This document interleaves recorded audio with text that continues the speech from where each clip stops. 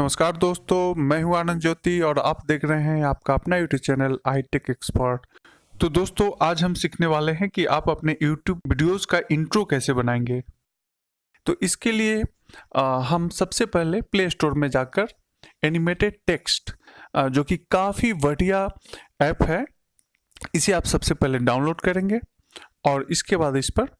आगे मैं प्रोसेस बताया हूँ आप किस तरीके से आप इंट्रो को बहुत ही आसानी तरीके से आप इस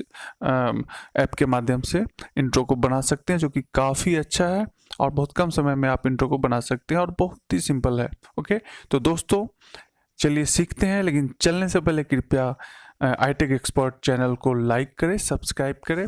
और इस सब्सक्राइब बटन को आप कृपया ज़रूर दबाएं, क्योंकि आपके एक सब्सक्राइब करने से यह वीडियो आगे बढ़ेगा और ज़्यादा से ज़्यादा लोगों तक पहुंचेगा। तो कृपया इस चैनल को सब्सक्राइब करें, लाइक करें और ज़्यादा से ज़्यादा शेयर करें।